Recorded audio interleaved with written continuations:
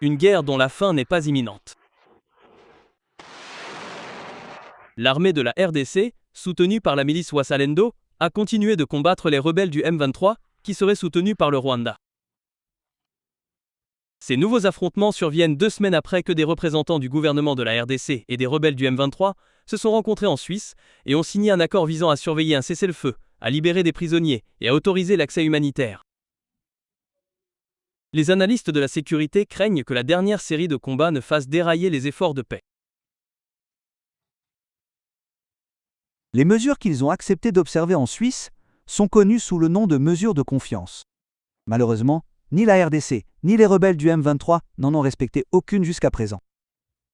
Compte tenu de la situation actuelle, il leur est donc difficile de passer à l'étape suivante des pourparlers.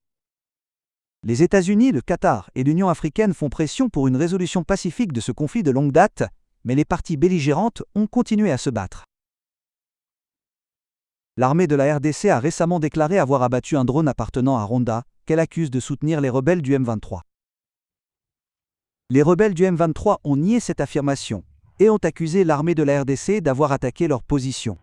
Premièrement, la milice alliée de la RDC appelle désormais le gouvernement à constituer une armée forte pour sécuriser toutes ses frontières. Nous devons recourir à la diplomatie. C'est bien. Je suis d'accord avec la diplomatie. Mais avant tout, nous devrions avoir une RDC forte, dirigée par son peuple, par des Congales et par des patriotes. C'est l'une des solutions. Si nous n'avons pas de telle solution, nous aurons une RDC faible, ou si ce n'est pas le Rwanda, ce sera l'Angola.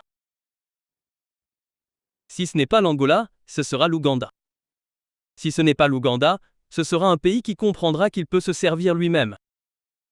La reprise des combats a fait des centaines de morts et déplacé des milliers de personnes dans l'est de la RDC. Le conflit en cours dans l'est de la RDC a plongé de nombreux Congales dans le désespoir. Des centaines d'entre eux avaient bon espoir que les efforts de médiation des États-Unis et du Qatar mettraient rapidement fin à la guerre. Mais elle s'est éternisée, coûtant la vie à leurs proches, au milieu des accusations et des contre-accusations des parties belligérantes sur les responsables. Chris Soaminga, CGTN, Kinshasa, République démocratique du Congo.